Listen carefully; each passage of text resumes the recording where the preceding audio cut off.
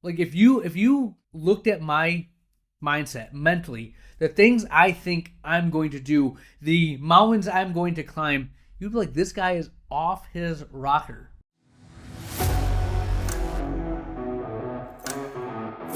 All right, my friends, the Ultimate OD podcast. Very fun episode today. We are talking about the mindset that makes you successful, the mindset that stops you from burning out. We have the closing thought of the episode. This is the Ultimate OD podcast. Here we go.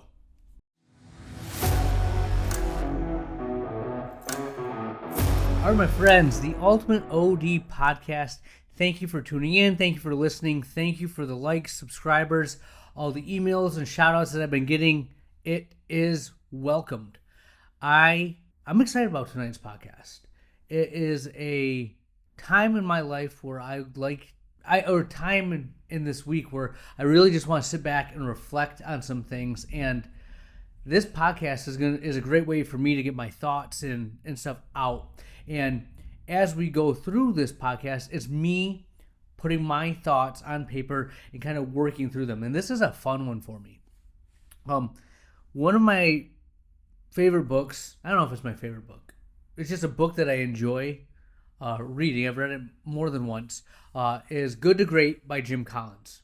Why some companies make the leap and others don't. In there's a story. And I will tell you the story and then I'll kind of tell you how it applies to my life. And I don't know the specifics. I'm going to miss some of the details. But essentially, there were soldiers in a prisoner of war camp. And one of the generals was there for I don't know how long, just an extended period of time. And then he got out and was better for it, right? He mindset, he got through it, and they asked him, like, what did you do? How did you get through that time?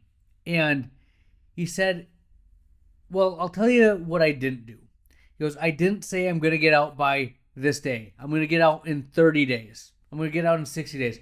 All the people that had a breakdown, that didn't make it, that just let that situation overcome them, were the people that set a deadline and said, in 30 days, we're going to be out of this and move on. And then 30 days would come and they wouldn't get out and they'd be distraught. And they had put on their mind 30 days. And he said, what I did was I knew I was going to get out. I just didn't know when. And I just never lost that hope, that mindset that I was going to get out, but I never put an exact time frame on it. And that's applied to me in so many different walks of life. I had a season where my newborn daughter, my third daughter, 3 months old, had to have a surgery, like 10-hour surgery, and then we had to be in the hospital we ended up being there for 35 days, 2 days before Thanksgiving, and I think a couple days after Christmas. But we could have been in there for 60 days. It could have been 90. We didn't know how quickly she would heal. And to top it off, she was in traction, so we couldn't even hold her, right? Imagine that. Newborn, that situation. And we had a 4-year-old and 2-year-old at home. Oh my. So me and my wife were apart. One of us was at the hospital. The other one was taking care of the kids. I took the day off of surgery for work, but otherwise I worked all the way through. Like, we have to eat, right? And when my wife was looking at what are we going to do, how are we going to handle it, I had her read that thing from Good to Great. And there's been many times when I've started the business where I've had that mindset, and it has served me well. And I bring that up because mindset matters, okay? I'm reading a bunch of stuff about athletes right now. I'm just in a biography, memoir type state of mind, and I like reading about other people's journeys and seeing what they did to achieve what they did or how they got through it. And the cool thing is you read some of these things, all of these things, and they're a person just like me and you. They just had an opportunity. They took advantage of it. Now, granted, they're incredibly talented, right? That just didn't happen. They have a lot of gifts that they've been given and they utilize them. But when you get to the elite level, and I consider us as optometrists elite level for what we do, right? Not a lot of people can get to that doctorate degree, and not a lot of people can start their own practice and run a business, right? It's awesome that we can do that. But the thing that separates the good from the great is mindset, because we all are talented. We all know how to work. We're all smart. But what is your mindset in those situations? How are you going to overcome it?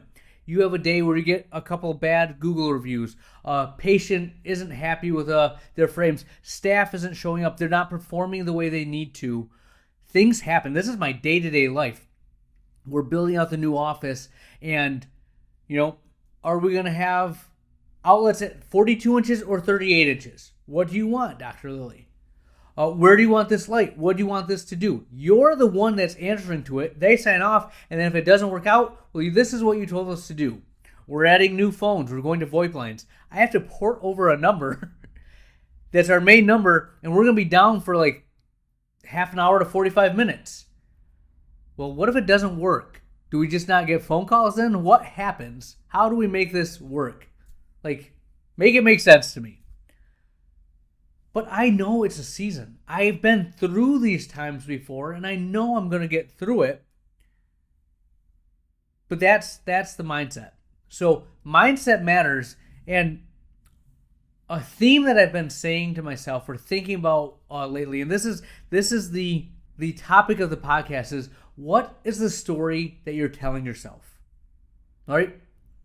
The stories we tell ourselves define how we perceive the world around us, right? And every single one of us is telling ourselves a story. When I'm training for a marathon, I love to listen to stories about runners and whatnot. And when I was in high school, Marion Jones, she was juicing, but she was awesome. She was amazing. I read her biography, and I wasn't going to go and work out on my own, but Marion Jones would, so I'm going to be like her today. And I'm going to go out there and I'm going to run and do that. I got more on myself because she did it, right? I don't know why. It's just the story I was telling myself is, if she can do it, I got to get out there and train. When I lift right now, I'll listen to every bit of piece of content I can about powerlifting or people that are lifting weights or working out. And what was their mindset? How are they working that hard? And I want that pain. I want that thing. I'm telling myself a story that I'm one of those elite people. Am I that strong? I don't care. But that's how I get myself to do it. When I look at the business that I'm running and the moves I'm trying to make, it would be very easy for me to sit down and say, I've accomplished X, Y, and Z. I should be happy with what I'm at. But then I start telling myself the story of just great business owners like Jamie Rosen, who has 52 offices in Illinois. Jack Schaefer and all the offices he had before he sold them to My Eye Doctor, Ossip Optometry in Indiana. I look at those doctors that created these things, and I'm like, why can't I do that? They did this. I'm just like them. I am a business owner. I listen to podcasts about business startups, people that have done great things, and I listen to them, and that's like I'm having a conversation. I'm one with them. I am their peer. I do the things that they do. Alex Hormozy, I like his podcast, and I listen to his content. And I'm like, yeah, that's me. I'm out there grinding and hustling, right? It's the story that I tell myself. What are the stories that you are telling yourself? And realize that these stories can make you do stupid things, right? You can talk yourself into thinking that this is the only way, or if I don't do this, X, Y, or Z is going to happen. You can limit yourself on how much you can achieve, because the story you're telling yourself is, for me, first generation, I have no business background. I don't have a lot of capital. I don't have a lot of connections and resources. This is the best I can do. But I'm doing it, and I feel great about that. That may be true, but that's the story you're telling yourself. Okay? You need to make sure the stories that you're telling yourself in any walk of life are conducive to you getting what you want. Okay? And how do you influence your story? Right? Two big things. One, the environment that you're in. Put yourself in environments that help you be the person you want to be. Right? What's that saying? Look at your 5 closest friends, and that's who you are. Their income, their family life, their ambitions, and that's who you are. There is some context, there is some truth to that. You can be an outlier. I mean, most of us have been outliers our whole lives. My best friends don't do what I do, growing up. I have a couple of friends, a handful, and I'm lucky enough to have a really good friend that I've known since high school that is just as competitive, if not more than myself. But a lot of the friends that I make now that I surround myself with are people I've met in the past 3 years that I've put myself purposely in their aura, their vicinity, because I like what they're doing. I want iron to sharpen iron. I want to be at that level. Okay? People and environment. That matters. Now, the other thing is, what are your inputs? What is the information you're taking in? If all you ever hear is what you need to do is find a great job, stay in it for 30 years, retire, and then go. That's when you have vacation. That's when you have fun, right? If that's all you ever hear from a lot of our parents, I didn't have entrepreneurial parents. That was the way they did it, and that's how they were successful. That's their input. Thankfully, I was around enough people with athletics or whatnot that wanted to dream big, that weren't afraid to chase goals that seemed unlikely. That resonated with me. My other inputs that I have are the books that I read, the podcasts that I listen to. They help shape the story that I'm trying to tell. Like if you looked at my mindset mentally, the things I think I'm going to do, the mountains I'm going to climb, you'd be like, this guy is off his rocker. What right does he have to think that? What is he doing to make that happen? I don't know. But that's the story I'm telling myself. In lifting weights, when I look at that, again, getting back into it, trying to be stronger, right? I'm looking at all the weight classes, all the things, looking at what they do, and I'll be like, well, if I work really hard, I'll get to this. And it's things I haven't done in 20 years. But I'm talking myself into it. I'm looking at the YouTube videos, how to get a better deadlift, all that. It's the story I'm telling myself. It's the inputs I'm putting in. All right? When I look at the businesses, startups, like I'm listening to things about huge Silicon Valley startups that are just, doing $200 million in revenue. I'm like, yeah, I'm going to do that. I haven't done $2 million in revenue, and I'm trying to get to that level. I don't know, but I like to dream and I like to think it. Right? What stories are you telling yourself? The story leads to action, right? If you start thinking a certain way, mindset, and it's the atomic habits, the James Clear mentality of, well, you quit smoking or I'm not a smoker. Two people that are completely different mentalities. The I quit smoking person used to be a smoker. And they're have a resolution. They're trying not to smoke. The I'm not a smoker person has made a statement about who they are and what they do. They've defined themselves. Well, I'm not a smoker, so I don't do that. It's not even in my possibilities of things I'll do. Like I'm an athlete or I'm a fit person. Well, when you look at the selections of food that you're going to have for dinner, I'm a healthy, fit person. Healthy, fit people don't eat this. Well, I'm going to eat that. The inputs, the stories you tell yourself help you be the person you want to be. Okay? And this applies to your practice. This applies to your social life. This applies to your personal life, your relationships. You need to tell yourself the stories that you want to have happen. The stories that will get you to be the person you want to be. And I kid you not, you do this enough, and you'll eventually start acting like that person that you think you are. I know that sounds convoluted, it's a rah-rah, but it starts with you telling yourself a story. It's a real thing. Now, that's the main picture. I want to illustrate some other things that I do with this, right? I love to take on challenges. I love to go head on. But I'll tell you this, if I thought about all the things I'm taking on, all the challenges that I wanted to do all the time, I would go nuts. I'd be overwhelmed and I wouldn't be able to do it. But what I do is kind of whatever I'm working on for an accomplishment goal for business, right? Like right now, adding a doctor, building a new office. I'm trying to acquire more offices. I'm literally hungry, going after it. Need to hire more staff, hire more doctors. That consumes my, 7 a.m. till 7 p.m. mentality.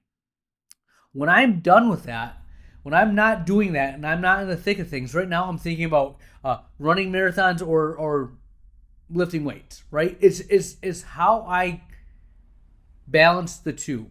If I got out of my 7 to 7, where I'm doing those big things, and I started listening to my business podcast, my optometry podcast, I would be overwhelmed. When I know the season of work that I'm in, I complement that with something completely 180 outside of it. It's my escape. It's my way of getting out of my own head. So you'll find out when I'm in a very intense business cycle, I go to a very physical after 7 p.m. place. Whether it's working out, running, something completely different. And mine usually are athletically based or physical in nature. I love that. But what happens when I slay the dragon and we get into the office, everything's settled, I'm not adding a whole bunch of new stuff. Again, I probably will be at a go phase now for a while, but there's different levels of go. When I get to the point where now I'm searching, trying to find the next opportunity, I am constantly listening to podcasts about business, about how to be a better practice owner, a ton of optometry podcasts, because that's what I need in the moment. But when I'm in the thick of it and I'm overwhelmed, I go to another place. That's the story that I tell myself to make it palatable, make myself be able to do the things I do and not burn myself out. So what I'm telling you, what I'm trying to share with you is my way of taking on, having 4 kids, 2, 4, 6, and 8, and dealing with them, starting the business, doing all of these things and still keeping my sanity. Is when that's crazy, I go to the physical, and that's where I put a lot of my outside inputs, right? I deal with the business with what has to be done, and then I get away from it with other things. I distract myself. It's the story I'm telling myself, right? But when business isn't as intense and I'm looking for things, looking for ideas, I love to fill my inputs with more and more and more business and optometry things. Because then it's not overwhelming me. It's giving me more ideas to be a better business owner, to find that little nugget to make my practice that much better. So you see how the balance works. I don't think I'm alone in this. You guys might have a different description of it or different release. It might be cooking, it might be baking, sewing, knitting, chess, reading. I don't know what it is, but you have your thing you go to when things get crazy. Share it with me if you're on YouTube in the comments. If you are listening to this in the podcast audio only version, send me an email. I want to know what you're doing. No, you're not alone. I'm doing it too. This as a community, we all have gotten to where we've gotten to, not burned ourselves out, got through that hard time because we have a way of telling ourselves a story that makes sense. Telling ourselves a story that fits the narrative of the season that we're in, right? The stories we tell ourselves define the people that we are and will become. That's what I have for you. We'll have more for you next week.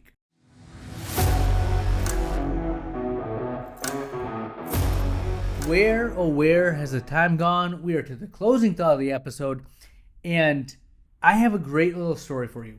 This is a story from the Tim Ferriss podcast. Hugh Jackman was talking about how he felt when he was acting. Okay, and he used the story from a movie called Chariots of Fire. It's a older film about running, for nothing, no lack of a better descriptor. But there was a student or a runner that just loved to run, and he was deciding between running and going to divinity school. I think he was going to be a priest, right? And essentially, he couldn't do. It seemed like he couldn't do both, right? Like he had to commit to one or the other. And one of his friends who wanted him to go to divinity school was like, "What are you doing?" It might have been his sister. "Why are you doing this running stuff? He's calling you to do something more." And he says, his response was what Hugh Jackman described as his view on acting. His response was, "But I feel his pleasure when I run." Right? He was saying that although the two things, running and divinity school, seemed at odds with each other, when he did the act of running, he felt the presence of God in that moment. Now, whether you're a Christian or not, the point of it is what Hugh Jackman was describing was when he was acting, he felt alive. He felt a higher calling to do more. And I think that is so awesome to have something like that. I talk about it often that when I am doing optometry stuff, I love it. I love to read about it. I love to study it. It gives me energy. It gives me juice. I get the same thing when I'm physically active, when I'm running or working out, lifting. I run or lift, right? When I'm doing one or the other, I feel alive. These are the things that motivate me and give me juice. A lot of times we have those things and we don't go all in. Like we want to keep it a hobby. If I make this my job, then it's going to become work, right? If you have that feeling about it, it might not be as pure a love as you might think, right? What are the things that you would do if no one was watching, if you didn't get payment for it, if you didn't, I don't know how to describe it. Like, until I'm on my deathbed, and even that day, I hope I get a workout in, right? I love the feeling it gives me. I love what it does for my health, the energy I get. I hope till the day I'm on my deathbed, I plan on working, right? It might not be the 9 to 5 in the lane seeing patients, but running the business or studying the human eye, I intend on doing till the day I die. Those are things I absolutely love and get juice from. And I hope that you hear this and you think in your head, man, I love doing this. I need to just embrace it, stop trying to say, I have to do more important things, and do that thing that gives you joy, that gives you juice, that you feel that higher calling to do. And it doesn't have to be for monetary purposes. It doesn't have to be for status. You do it because you love it. That's success. That's happiness right there. That's what I have for you. Dr. Lily out.